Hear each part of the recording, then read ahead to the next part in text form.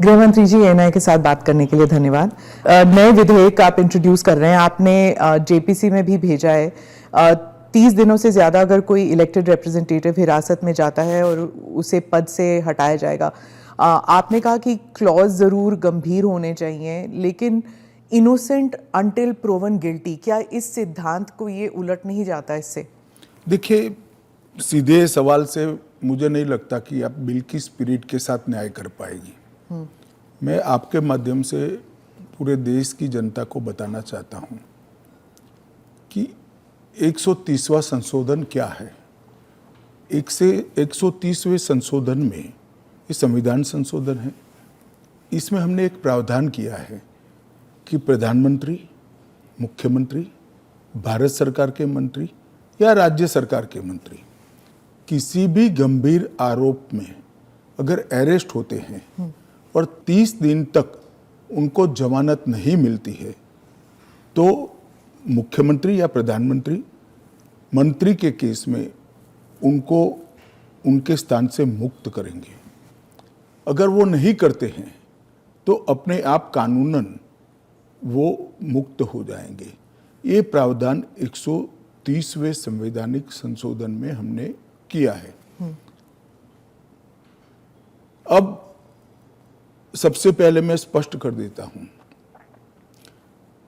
संसद के अंदर चुनी हुई सरकार कोई भी विधेयक लाए या संवैधानिक संशोधन लाए, इसको सदन के सामने रखने में क्या विरोध हो सकता है? जबकि मैंने स्पष्ट कर दिया था कि इसको हम दोनों सदनों की संयुक्त समिति को सौंपेंगे। वहां आप आपके विचार व्यक्त कर सकते हैं। और दूसरा, जब इस पर मतदान हो तब आप आपका मत व्यक्त कर सकते हो, क्योंकि ये संवैधानिक संशोधन है तो 2/3 बहुमत चाहिए दोनों सदनों में, जो आपके पास नहीं है या नहीं है वो तो उस वक्त सिद्ध होगा। परंतु उस वक्त आप अपना विचार भी रख सकते हो और वोट भी कर सकते हो। किसी भी सरकार के विधेयक को या संविधान संशोधन को सदन में पेश न होने देना और इस तरह का व्यवहार करना, ये क्या लोकतंत्र में उचित है? क्या देश की पार्लियामेंट के दोनों सदन बहस के लिए है या शोरगुल और हल्ले के लिए है? मुद्दे का विरोध हमने भी देखा है, हमने भी करा है, परंतु बिल को पेश न होने देने की एक प्रकार की मानसिकता मैं नहीं मानता हूं कि ये लोकतांत्रिक है और विपक्ष को देश की जनता के सामने इसका जवाब देना पड़ेगा। उनका जो मैनर ऑफ प्रोटेस्ट है उसके बारे में मैं बाद में पूछूंगी, लेकिन ये जो गंभीर आरोपों का जो दायरा है, क्या आप स्पष्ट कर सकते हैं कि गंभीर आरोप क्या है? स्पष्ट कर सकती है क्या? हाँ, तो वही मैं आपसे तो जरा पूछिए आरोप। तो क्या आरोप हो सकते हैं? कैपिटल मतलब मर्डर, रेप, ऐसे वाले जो नहीं, पहले विपक्ष का इस बिल में विरोध क्या है वो तत्वतः आप बता सकती है क्या? इसका मूल विरोध का कारण जो विपक्ष ने मीडिया को समझाया होगा, हाँ, वो आप हमें बताइए। तो वो तो कह रहे हैं कि आप इस बिल के जरिए आप जो इलेक्टेड रिप्रेजेंटेटिव है, जिनके पास मैंडेट है और जिनका जनाधार से कनेक्शन है, आप उसको उलट रहे हैं और आप 30 डेज में आप बेल नहीं मिलेगा तो वो हट जाएंगे। और ये तो it is like political suicide या पॉलिटिकल मर्डर। देखिए, इस देश में आज एनडीए के मुख्यमंत्रियों की संख्या ज्यादा है। प्रधानमंत्री भी एनडीए के हैं, श्री नरेंद्र मोदी प्रधानमंत्री। तो ये बिल सिर्फ विपक्ष के लिए क्वेश्चन खड़ा नहीं करता, हमारे मुख्यमंत्रियों के लिए भी क्वेश्चन खड़ा करता है। मैंने जो सुना वो कह रहे कि आपके लोगों के सामने एफआईआर नहीं होती है। ये जनता को गुमराह करे। उनको मालूम है कि किसी भी व्यक्ति के खिलाफ आरोप है तो आप पब्लिक इंटरेस्ट लिटिगेशन के माध्यम से कोर्ट के सामने जा सकते हैं। कोर्ट ऑर्डर करेगी कि इनके खिलाफ एफआईआर करो। अगर ज्यादा ही गंभीर मामले हैं तो कोर्ट मॉनिटर भी करती है। इसमें पक्ष विपक्ष कहां आता है? एक सेकंड, मेरी बात पूरी नहीं हुई है। इसमें पक्ष विपक्ष नहीं आता है। और दूसरी बात, इसमें 30 दिन तक जमानत का प्रावधान किया गया है। अगर फर्जी टाइप का केस है तो देश की हाई कोर्ट और सुप्रीम कोर्ट आंख मूंद कर नहीं बैठे हैं। किसी भी केस में हाई कोर्ट और सुप्रीम कोर्ट को जमानत देने का अधिकार है। अगर जमानत नहीं मिलती है तो आपको पद छोड़ना पड़ेगा। मैं एएनआई के माध्यम से देश की जनता को और पूरे विपक्ष को भी पूछना चाहता हूं, क्या कोई मुख्यमंत्री, कोई प्रधानमंत्री या कोई मंत्री जेल में रहकर सरकार चला सकता है क्या? इस देश के लोकतंत्र के लिए शोभा रूप है क्या? और अगर 30 दिन के बाद जमानत मिल जाती है तो वो फिर से शपथ ले सकते हैं। हम multi party parliamentary democratic system में है। जब आपके पास सदन में बहुमत होता है, एक मुख्यमंत्री को किसी भी कारणसर जेल में जाना पड़ा, 30 दिन तक जमानत नहीं हुई, तो अब वो पदमुक्त हो जाएंगे, परंतु उनका बहुमत तो बना रहेगा। जैसे ही मुक्त होंगे वो फिर से मुख्यमंत्री बन सकते हैं। ये जो गंभीर आरोप होते हैं इन लोगों के खिलाफ, वो उनको साबित करने के लिए या उनसे छुटकारा पाने के लिए इतना वक्त लग जाता है। आप जैसे जो डेमोक्रेसीज हैं, बाकी डेमोक्रेसीज हैं, वहाँ पे क्या होता है कि वो हट जाते हैं और फिर वापस आते हैं। यहाँ पे तो जेल में डाल देते हैं। देखिए, जेल में डालने का जो प्रावधान है वो एनडीए सरकार ने नहीं बनाया है, वो सालों से यहाँ चल रहा है। दूसरी बात कि ये जो आपने कहा कि गंभीर आरोप की व्याख्या क्या होगी, तो उसमें हमने व्याख्या कर दी है कि 5 साल से ज्यादा सजा का जहां प्रावधान है वहां पर उनको पद छोड़ना पड़ेगा। कोई छुटपुट आरोप के लिए पद नहीं छोड़ना है, मगर जिन पर करप्शन के आरोप है या 5 साल से ज्यादा सजा के आरोप है, ऐसे मंत्री, मुख्यमंत्री या प्रधानमंत्री जेल में बैठकर सरकार चलाए, ये कितना उचित है? पर दोष के ऊपर कैसे कर सकते हैं? पहले मैं आपको सिद्धि तो हो जाए ना। मैं आपको बताना चाहता हूं, आज भी भारत के जन प्रतिनिधित्व कानून जो है उसके अंदर प्रावधान है कि किसी भी चुने हुए प्रतिनिधि को 2 साल या इससे अधिक समय के लिए सजा होता है तो वो अपने स्थान से मुक्त हो जाएंगे सांसद के रूप में। अब उस पर हाई कोर्ट की अपील बाकी है, इस पर सुप्रीम कोर्ट की अपील बाकी है, मगर एक मॉरल ग्राउंड तय करने के लिए कानून आजादी मिली तब से बना है। इस पर भी आर्गुमेंट होता है कि भाई वो हाई कोर्ट से छूट जाएंगे, वो सुप्रीम कोर्ट से छूट जाएंगे, क्योंकि अपील फाइनल नहीं हुई है। तो जैसे ही छूटते हैं उनकी सदस्यता रिवाइव हो जाती है। कई सारे लोगों की सदस्यता समाप्त हो गई और तुरंत रिवाइव भी हुई, ऊपर से सजा का स्टे मिलने के बाद। पर इस दौरान उनका राजनीतिक कुछ नहीं होता है ना सर। सत्येंद्र जैन का देख लीजिए, उनके 4 साल कौन लौटाएगा? उनकी जो पॉलिटिकल लाइफ है वो तो खत्म हो गई ना। नहीं, मगर 4 साल तक उनको जमानत नहीं मिला, केस अभी चालू है।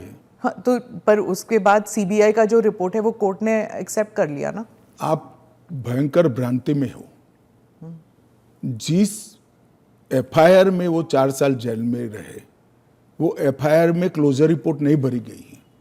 क्लोजर रिपोर्ट 2022 के केस में भरी गई। जिन 4 केसों में वो जेल में गए थे और लंबे समय तक रहे, वो 4 केसों में सीबीआई ने चार्जशीट किया है और वो ट्रायल फेस कर रहे हैं। मगर आप पार्टी के प्रोपेगेंडा का आप शिकार हो। सत्येंद्र जैन जी को जिस केसों में लंबा समय जेल में रहना पड़ा, वो सारे के सारे केसों में चार्जशीट हुआ है और वो ट्रायल फेस कर रहे हैं। और अरविंद केजरीवाल जो थे, उनका भी ऐसे ही हुआ था, बेल मिला और फिर उसके बाद वो वापस आ गए। क्या यही होने वाला है हर नॉन बीजेपी चीफ मिनिस्टर के साथ? तो आप मुझे एक बात का सवाल जवाब दीजिए। नॉन बीजेपी बीजेपी छोड़ दीजिए, दोनों के लिए समान कानून है, परंतु किसी ने भी जेल से सरकार चलानी चाहिए क्या?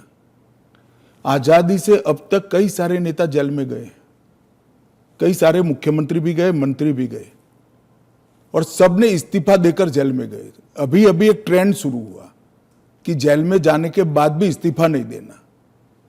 ढेर सारे ऐसे लोग हैं जिन्होंने इस्तीफा दिया।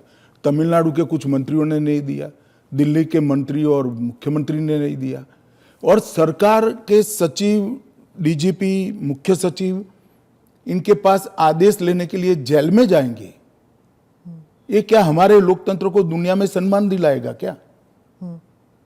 ये मुद्दे पर चिंता, चर्चा होनी चाहिए, नहीं होनी चाहिए? और मैं आज जो कांग्रेस पार्टी इसका मुखर कर विरोध कर रही है, वो कांग्रेस पार्टी के एक स्टैंड को ही मैं कह रहा हूं। जब यूपीए की सरकार थी, श्री मनमोहन सिंह जी इनके प्रधानमंत्री थे और लालू प्रसाद यादव जी इनके मिनिस्टर थे। लालू प्रसाद जी को सजा हो गई। मनमोहन सरकार एक ऑर्डिनेंस लेकर आई कि 2 साल की सजा हो तो भी अपील का स्टेज बाकी है तो उनकी सदस्यता नहीं जाती है। यही मॉरल ग्राउंड था जो आप कोट कर रही हो। तो एक ऑर्डिनेंस लेकर आए कि हम इसको बदल दे रहे हैं। ऑर्डिनेंस से बदलने का कैबिनेट ने प्रस्ताव भी किया। यही श्री राहुल गांधी इसको कंप्लीट नॉनसेंस कहकर सार्वजनिक रूप से प्रेस कॉन्फ्रेंस में फाड़े थे ऑर्डिनेंस को। और देश की कैबिनेट ने और देश के प्रधानमंत्री ने जो फैसला लिया था, उनकी पार्टी के ही प्रधानमंत्री ने जो फैसला लिया था, उसका मॉरल ग्राउंड पर उन्होंने मखौल उड़ाया था। और मनमोहन सिंह एक सॉरी फिगर बनकर रह गए थे पूरी विश्व के सामने। आज वही राहुल गांधी बिहार में सरकार बनाने के लिए सजा हो गई, वो लालू प्रसाद जी को गले मिल रहे हैं। ये ड्यूअल स्टैंडर्ड नहीं है क्या? ये शोभा देता है क्या? 3 चीजों से ये सारे आरोप खारिज हो जाते हैं। एक तो प्रधानमंत्री जी ने स्वयं अपने आप को इसमें डाला है।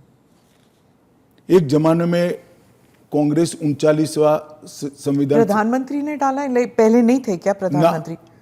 ना, पहले तो प्रोविजन ही नहीं था। तो जब कानून ड्राफ्ट हो रहा था तो उन्होंने खुद डाला अपना? हाँ, खुद डाला है।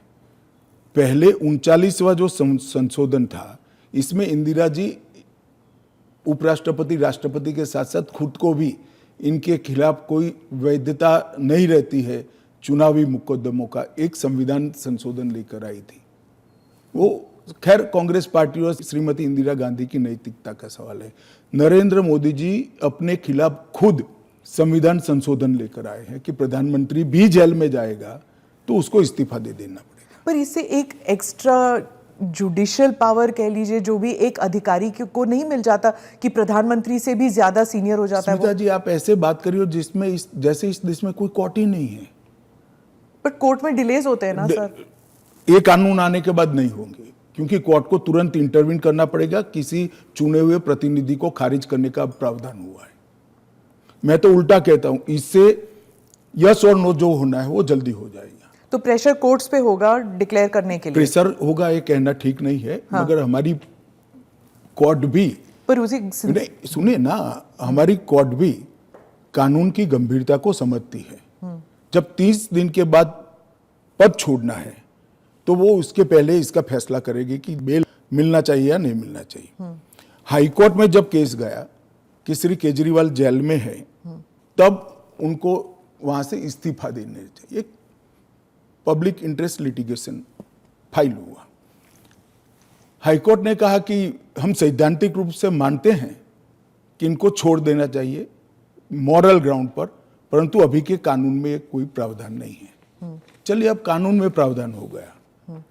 मेरा बहुत स्पष्ट मानना है, मेरी पार्टी का मानना है, देश के प्रधानमंत्री का मानना है कि इस देश में कोई भी मुख्यमंत्री हो, मंत्री हो या प्रधानमंत्री हो, जेल में रहकर सरकार नहीं चला सकते। पहले भी कई लोगों ने मॉरल ग्राउंड पर इस्तीफा दिया है। लाल कृष्ण आडवाणी जी ने दिया था, येदुरप्पा जी ने दिया था, ईश्वरप्पा जी ने दिया था, जॉर्ज फर्नांडिस जी ने दिया था। कई सारे लोगों ने मॉरल ग्राउंड पर इस्तीफे दिए हैं। कोई जेल में जाकर सरकार नहीं चलाई। इवन हेमंत सोरेन ने दिया था रिसेंट पास्ट में। जब वो छूट कर आए तो फिर से मुख्यमंत्री बन गए।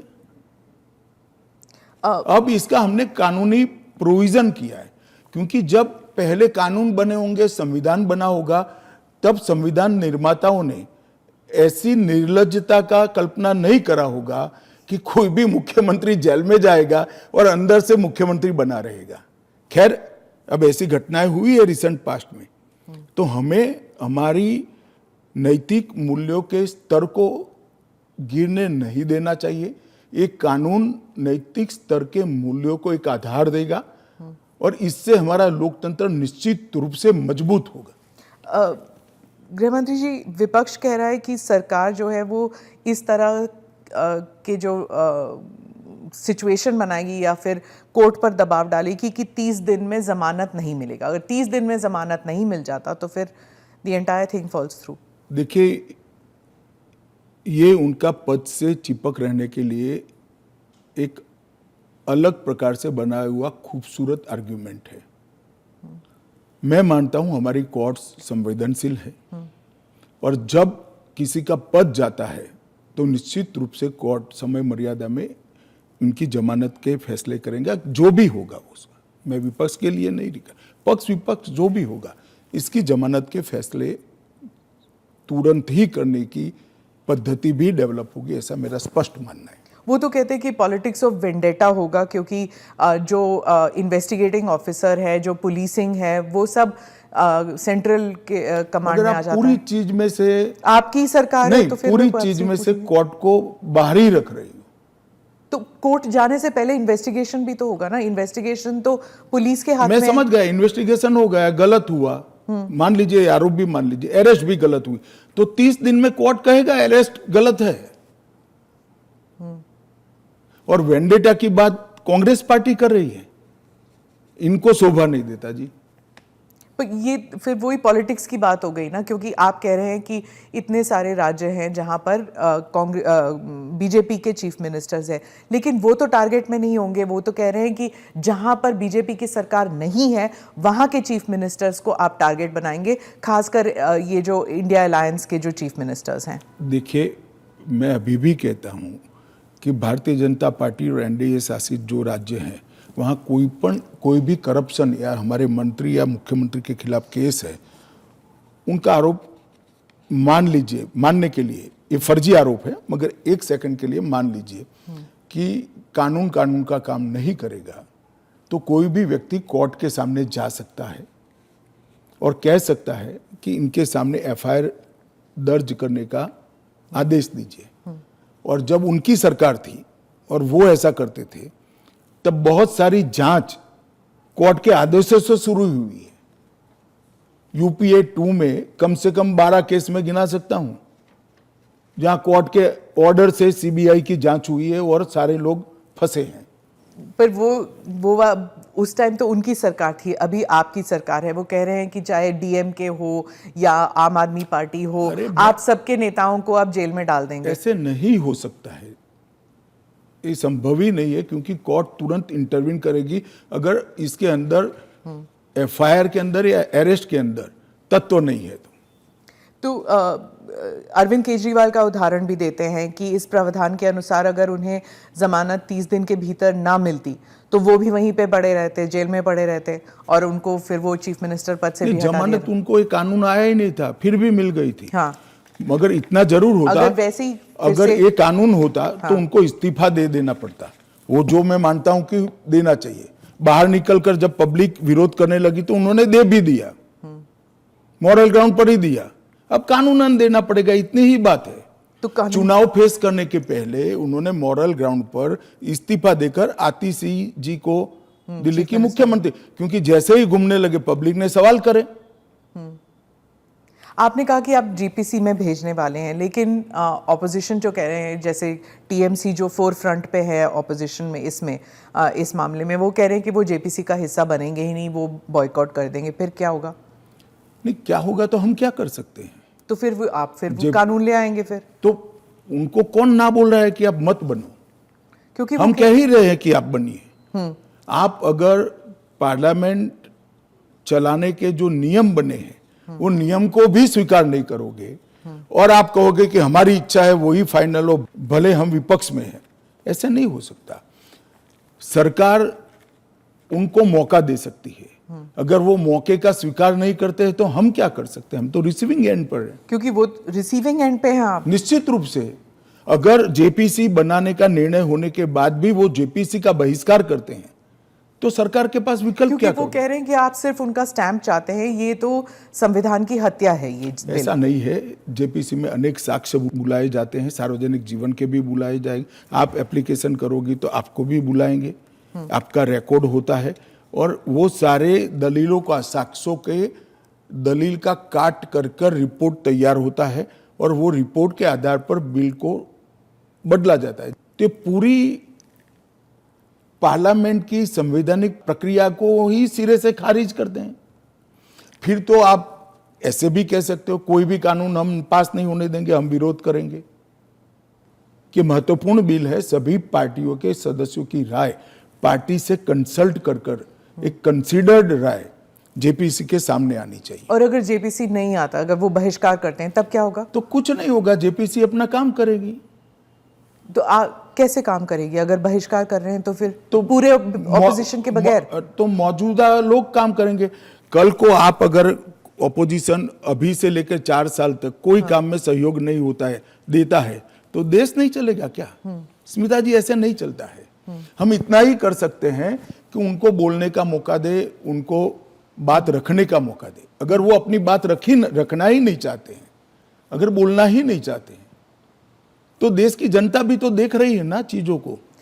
विपक्ष का यही कहना है कि आप हमेशा कह रहे हैं, इस बिल को लेकर कह रहे हैं कि जुडिशरी डिसाइड करेगा, जुडिशरी, लेकिन जुडिशरी में सारे केसेस इतनी लंबे तौर पर विलंबित होती हैं, नहीं चलते हैं। और एक सेकंड, जुडिशरी में बेल के केस कभी भी, मेरे अलावे किसी भी बेल का केस सुप्रीम कोर्ट में 5 दिन से ज्यादा नहीं चला है। पर ये इरिवर्सिबल हो गया ना, ये जो केसेस हो जाते हैं, अगर उनको पद छोड़ना पड़े तो ये इरिवर्सिबल हो गया ना। जमानत मिलने के बाद वो फिर से ले सकते हैं। हमारा इतना ही है कि जमानत नहीं होती तब तक आप जेल से सरकार नहीं चला सकते। तो चलो, जमानत मिलने में 30 की जगह 40 दिन हुआ, तो 40 दिन के बाद आप शपथ ले सकते हो। इसमें कोई जुडिशियल प्रोविजंस हैं क्या इस बिल में कि थोड़ा बहुत एटलीस्ट सुरक्षित महसूस करे? एक यही सबसे बड़ा सुरक्षित महसूस करने का कारण है कि 30 दिन के बाद अगर आप इस्तीफा देते हो, उसके बाद में आपको जमानत मिलती है, जब चार्जशीट हो जाए वगैरह वगैरह, और जमानत अगर मिलती है तो आप शपथ ले सकते हो। इससे असुरक्षित होने का कोई भाव रखने का कारण के नजरिए में आप ऑलरेडी गिल्टी साबित हो गए ना। अगर आपको इस्तीफा देना है, फिर से इलेक्शन लड़ना है, ऐसा है। इसके पहले कितने स्टेज आते हैं, पहले आप जान लीजिए। सबसे पहले एफआईआर होती है, और सीबीआई है तो पीई होती है, प्रिलिमिनरी इंक्वायरी होती है। एफआईआर होती है, एफआईआर पर आप स्टे ले सकते हो। उसके बाद में आपकी पूछताछ होती है, इस पर भी स्टे ले सकते हो। इसके बाद में आपका समन निकलता है, उसके बारे में भी आप स्टे ले सकते हो, और अरेस्ट पर भी स्टे लेते हो, और अरेस्ट होती है तो फिर जमानत के लिए अप्लाई भी कर सकते हो। ये 5 स्टेज आते हैं, रातों रात कुछ नहीं होता। मगर करप्शन में अगर आकंठ आप डूबे हुए हैं तो फिर तो अरेस्ट भी होगी, जेल में भी जाना पड़ेगा, इस्तीफा भी देना पड़ेगा। फिर भी अगर बाद में जमानत होती है तो आप फिर से शपथ ले लो भाई। मगर एक बात आप मुझे ये बताइए, क्या एज अ सीनियर जर्नलिस्ट आप इस चीज को ठीक मानती है? क्योंकि अभी तो नरेंद्र मोदी जी है तो ऐसा सवाल ही नहीं है, परंतु कभी भी देश का प्रधानमंत्री जेल में जाए तो जेल से देश का प्रधानमंत्री सरकार चलाए, वो ठीक मानती है क्या? देश का मुख्यमंत्री जेल में रहकर सरकार चलाए, वो ठीक मानते हैं क्या? क्या इस देश में ऐसी मान्यता है कि जो व्यक्ति पद पर बैठा है, इसके अलावा देश चलेगा ही नहीं?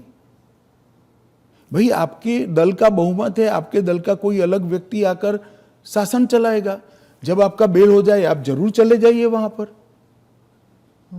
मगर हमने कोई एक लेवल रखना है। फिर तो 2 साल के बाद सदस्यता भी क्यों जानी है? क्योंकि ऊपर अपील का अधिकार है, वो निर्दोष छूट सकते हैं। क्यों जानी चाहिए 2 साल?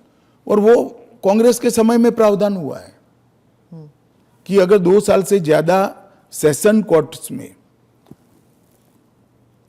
जेल होती है, 2 साल से ज्यादा समय के लिए कैद का ऑर्डर होता है, तो आपकी सदस्यता अपने आप समाप्त हो जाती है। गृहमंत्री जी, मॉनसून सेशन में हमने देखा कि विपक्ष ने आप पर भी आरोप किया कि आप भी जेल गए थे, आप पे भी आरोप हुआ था। तो जब उन्होंने ऐसा कहा, आपने कहा कि मुझे नैतिकता के बारे में कांग्रेस से नहीं सीखना, उस बारे में आप बताएंगे हमें कुछ? जरूर बताऊंगा। मैंने इसलिए कहा था कि मेरे पे आरोप लगा और जैसे ही मुझे समन आया, अरेस्ट छोड़ दीजिए, सीबीआई ने मुझे समन किया, मैंने दूसरे ही दिन इस्तीफा दे दिया था। अरेस्ट तो मेरी बाद में हुई।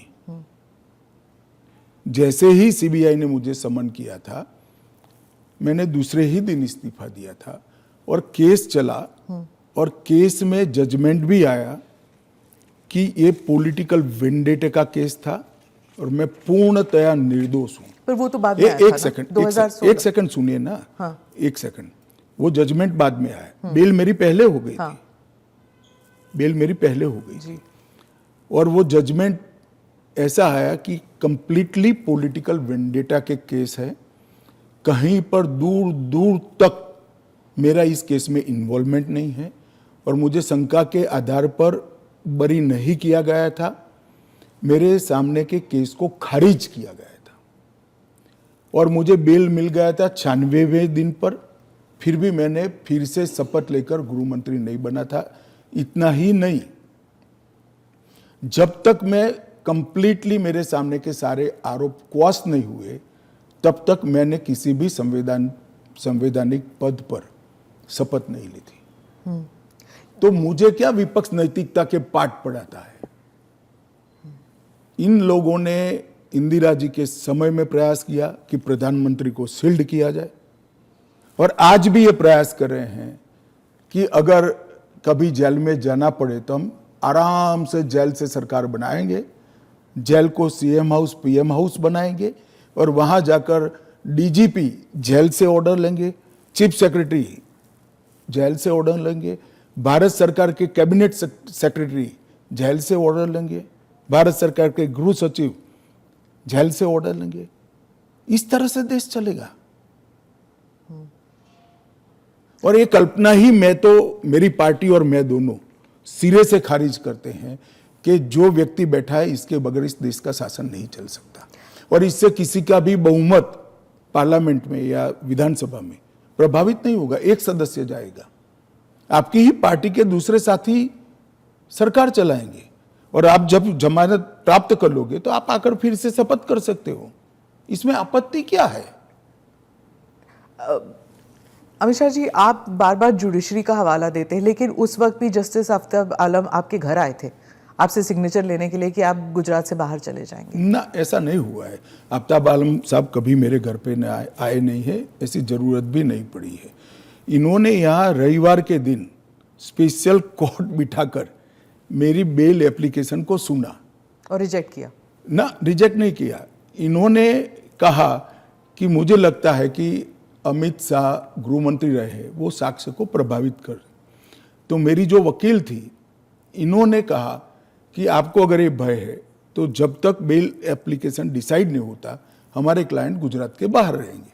वो मैंने स्टेटमेंट किया है। 2 साल आप बाहर रहे? हाँ, 2 साल में बाहर रहा, निश्चित रूप से बाहर रहा, क्योंकि 2 साल भारत के इतिहास में कभी भी किसी की बेल एप्लीकेशन 2 साल नहीं चली है। आलम साहब की कृपा से मेरी बेल एप्लीकेशन 2 साल चली। ज्यादा से ज्यादा बेल एप्लीकेशन 11 दिन तक चली है। आपने उस वक्त पहले भी जिक्र किया था अडवाणी जी के ऊपर कि उन्होंने भी इस्तीफा दिया था। जी, कहा था अडवाणी जी ने इस्तीफा दिया था। ढेर सारे हमारे कार्यकर्ता, मदन लाल खुराना वगैरह सारे, सभी ने दिया था। कि जब तक, अरे अभी हेमंत सोरेन जी ने दिया था। ये तो एक नया संस्कृति आया अभी। विगत 2 साल पहले ऐसा केस ही नहीं था कोई। सभी लोगों पर आरोप लगते थे, सब लोग इस्तीफा दे देते थे, बरी होकर राजनीति शुरू करते थे। तमिलनाडु के कुछ मंत्रियों ने इस्तीफा नहीं दिया, दिल्ली के मंत्री और मुख्यमंत्री ने इस्तीफा नहीं।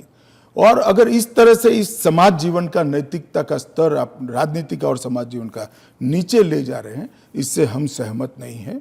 और अगर मैं अब पूछता हूं, आप मुझे पूछ रही हैं, तो लालू जी के वो ऑर्डिनेंस फाड़ने का, लालू जी के बचाने के लिए जो ऑर्डिनेंस मनमोहन सिंह लाए थे, वो ऑर्डिनेंस को फाड़ने का राहुल गांधी का औचित्य क्या था? तो अगर उस दिन वो मोरालिटी थी तो आज नहीं है क्या? क्योंकि आप लगातार 3 चुनाव हार चुके हो। मोरालिटी के स्टैंडर्ड्स चुनाव के जय पराजय के साथ जुड़े नहीं है।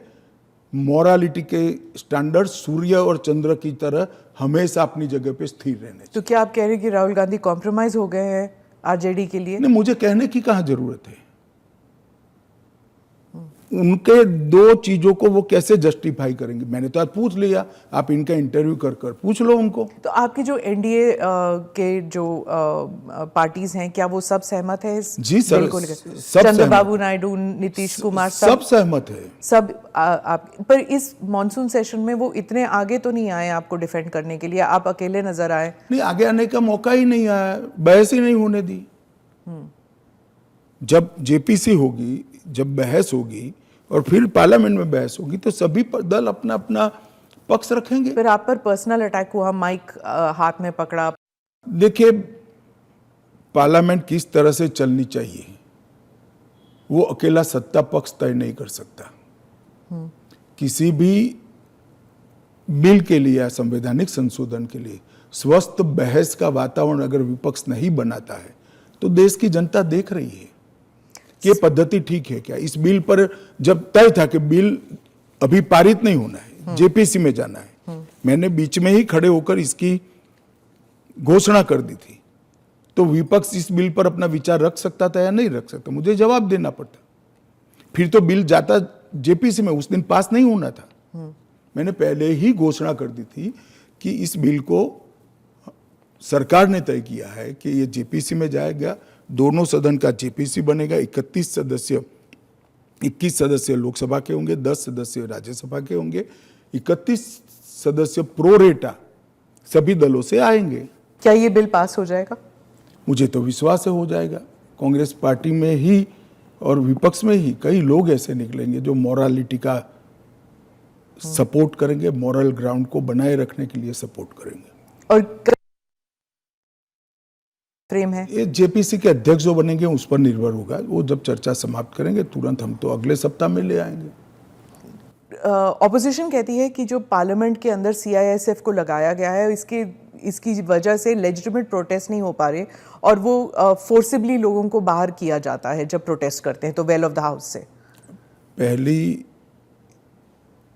एक बात की स्पष्टता आप समझ लीजिए, पार्लियामेंट के अंदर कोई भी फोर्स पार्लियामेंट की और गृह के अंदर सदन की सुरक्षा में वो स्पीकर के अधीन होती है। इसमें फोर्स का महत्व नहीं होता है। पहले भी दिल्ली पुलिस के जवान थे, अब सीआईएसएफ मार्शल्स थे ना पहले। तो वही मार्शल्स होते हैं, आज भी मार्शल्स ही है।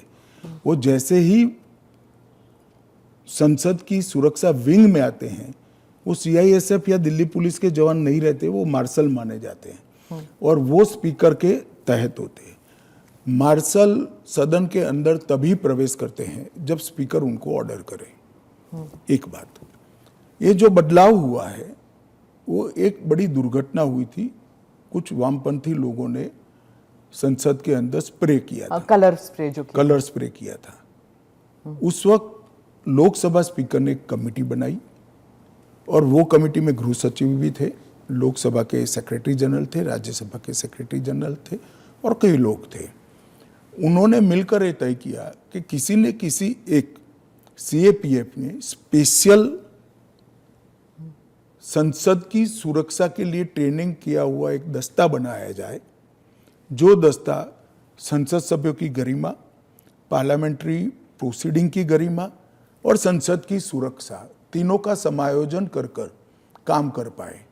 और तब यह तय हुआ कि सीआईएसएफ के अंदर पार्लियामेंट की सुरक्षा के लिए एक स्पेशल दस्ता बनाया जाएगा।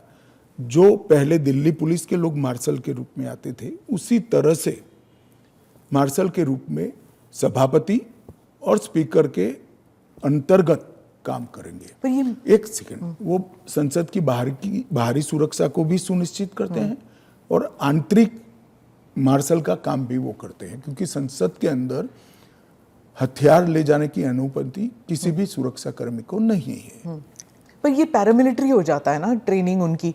दिल्ली पुलिस क्या होता है, वो भी पुलिस होता है, वो भी मेरे ही अंडर आता है। इनको बहाना चाहिए और वो एक प्रकार की भ्रांति जनता में खड़ी करना चाहते हैं, मगर वो निश्चित रूप से सफल नहीं होंगे, क्योंकि जनता से सीधा इंटरेक्शन उनसे कई गुना ज्यादा हमारा है। हम जनता से बात करते हैं, ऐसे ही आकर यहाँ नहीं बैठ गए हैं। मगर 3 चुनाव हारने के बाद मुझे लगता है फ्रस्ट्रेशन का जो लेवल है, वो सामान्य विचार विवेक जो होता है वो गवा बैठा है। पर वो राहुल गांधी कहते हैं कि लोगों के बीच तो वो जाते हैं, ट्रक ड्राइवर के बीच जाते हैं, खेतों में वो चाह रहे हैं, आप लोग तो नहीं जाते हैं। ऐसा है कि मैनेज कर कार्यक्रम करना और जनसंपर्क करना, दोनों के बीच में बड़ा फर्क है। जब बिल्स की बात हो रही है और पारदर्शिता की बात हो रही है, तो मैं वाइस प्रेसिडेंट इलेक्शन पर आऊंगी, पर उससे पहले पूछूंगी कि धनखड़ साहब के साथ क्या हुआ था। उन्होंने आपने प्रेशर डाला था उन पर रेजिग्नेशन के लिए? मुझे लगता है ANI ने रिसर्च विंग बंद कर दिया है। धनखड़ साहब का इस्तीफे का पत्र स्वयं स्पष्ट है। इन्होंने अपने आरोग्य का हवाला देते हुए इस्तीफा दिया है, स्वास्थ्य का हवाला देते हुए, और उन्होंने सरकार के मंत्री, प्रधानमंत्री और सभी सदस्यों का हृदय से उनके अच्छे कार्यकाल के लिए धन्यवाद किया है। फिर विपक्ष और सभी पूछ रहे, मीडिया भी पूछ रही है कि वो है कहाँ, हाउस अरेस्ट पे है कि ऐसा क्या है कि सच और झूठ की व्याख्या आपने शायद विपक्ष क्या कहता है इसको बना ली। पर काफी सारे बैकग्राउंड इंफॉर्मेशन तो बाहर निकल रहा था ना कि वो कुछ ट्राई कर रहे थे। ये भी बात निकल रही है कि शायद कू कर रहे थे। कौन? धनखड़ जी? नहीं, ऐसी कोई बात नहीं है जी। इसमें बात का बतंकर नहीं बनाना चाहिए। धनखड़ जी संवैधानिक पद पर बैठे, अपने कार्यकाल में उन्होंने संविधान के हिसाब से अच्छा काम किया जी। इनकी निजी स्वास्थ्य की समस्या के कारण इन्होंने इस्तीफा दिया है। हाँ। इसको ज्यादा खींचकर कुछ ढूंढने का प्रयास नहीं करना चाहिए। देखिए, देश में बहुत सारी पॉजिटिव स्टोरीज हैं, हमेशा इस तरह की स्टोरी के पीछे नहीं लगना चाहिए। जो एनडीए के जो वाइस प्रेसिडेंट कैंडिडेट है, कहा जाता है कि आपने उन्हें इसलिए पिक किया क्योंकि बीजेपी जो है अब तमिलनाडु में अपना खाता खोलना चाहती है, इसलिए। नहीं, ऐसा नहीं है। हम पहले भी तमिलनाडु में साथियों के साथ चुनाव लड़े हैं, हमारी यहाँ बहुत सारी सीटें भी आई है, ऐसा नहीं है। कहीं से भी पिक करोगे तो ऐसे कारण बनाकर पूछा जाएगा। उपराष्ट्रपति का प्रत्याशी दक्षिण से आना इसलिए स्वाभाविक है क्योंकि पूर्व से राष्ट्रपति थी, पश्चिम और उत्तर से प्रधानमंत्री जी थे, तो दक्षिण से आना बड़ा स्वाभाविक है। अब आए हैं, इसको इस दृष्टि से नहीं देखना चाहिए। श्री राधाकृष्णन जिनका बहुत लंबा राजनीतिक जीवन रहा है, वो 2 बार संसद के सदस्य रहे, हमारी पार्टी के अध्यक्ष रहे, झारखंड के गवर्नर रहे, तेलंगाना के गवर्नर रहे, पांडिचेरी के गवर्नर रहे, मुंबई के गवर्नर रहे, और सार्वजनिक जीवन में एक साफ सुथरा उनका जीवन है और एक बेहद मैच्योर राजनीतिज्ञ है। तो कई सारे एक्सपर्ट्स कह रहे हैं कि उनका चुनाव ये भी है कि वो आरएसएस के साथ उनका कनेक्शन है, इसीलिए। ये तो ढेर सारे लोग, प्रधानमंत्री जी स्वयं का आरएसएस के साथ कनेक्शन है। धनखड़ जी का नहीं। अरे सुनिए ना, मेरा भी है। तो हम लोगों का चयन देश ने इसलिए किया है कि हम आरएसएस से है। आरएसएस के साथ कनेक्शन होना कोई माइनस पॉइंट है क्या? आप बताइए। जरा भी नहीं है। अटल बिहारी वाजपेयी जी भी आरएसएस से कनेक्टेड थे, श्री अडवाणी जी भी आरएसएस से कनेक्टेड थे, मोदी जी भी है, मैं भी हूँ, राधाकृष्णन जी भी है। और जो इंडिया अलायंस के जो कैंडिडेट है, उनके बारे में आपने कहा कि उन्होंने एक समय था जब उन्होंने नक्सल मेरे कहने से क्या होता है, वो तो सुप्रीम कोर्ट का रिकॉर्ड है। सलवा जुडम को इन्होंने खारिज कर दिया। आदिवासियों का आत्मरक्षा का जो अधिकार था उसको उन्होंने समाप्त कर दिया। इसके कारण इस देश में नक्सलवाद 2 दशक ज्यादा चला है। उस वक्त नक्सलवाद अंतिम सांसें गिन रहा था, क्योंकि जो आदिवासी थे, जो बच्चों को पढ़ाना चाहते थे, जिनके यहाँ रोड नहीं पहुंचता था, इससे परेशान थे, जिनके यहाँ स्वास्थ्य सेवाएं नहीं थी, वो परेशान थे। उन्होंने खुद की रक्षा के लिए सलवा जुडम बनाया था। इसको सुप्रीम कोर्ट ने खारिज कर दिया। ये तो सुप्रीम कोर्ट का रिकॉर्ड है, इनका जजमेंट है। और इसके बाद जो स्कूल तबाह हो गए थे नक्सलियों के कारण, वो स्कूलों में सीआरपीएफ और सुरक्षा बल बैठे थे, रातों रात एक ऑर्डर करके सबको बाहर कर दिया। कई जगह हमले हुए सुरक्षा बलों पर। ये दोनों जजमेंट, इसका जवाब श्री सुदर्शन रेड्डी से ज्यादा राहुल गांधी ने देना चाहिए। कि उन्होंने क्यों पिक किया? जी, मैं तो मानता हूं यही क्राइटेरिया रहा होगा। नक्सल को सपोर्ट करने के लिए? नहीं, वामपंथी विचारधारा, इसलिए और ये जजमेंट से निश्चित रूप से नक्सल प्रोटेक्ट हुए हैं। तो क्या वाइस प्रेसिडेंट इलेक्शन भी अब it will be polarising factor? पहले भी नहीं होता। पोलराइजेशन क्या है? जब आप इतना बड़ा आरोप लगा रहे हैं कि और पोलराइजेशन अगर होगा भी तो किस मुद्दे पर होगा? देश की सुरक्षा के मुद्दे पर होगा। मैं मानता हूं देश की सुरक्षा पर सांसदों ने विचार करना चाहिए या नहीं करना चाहिए।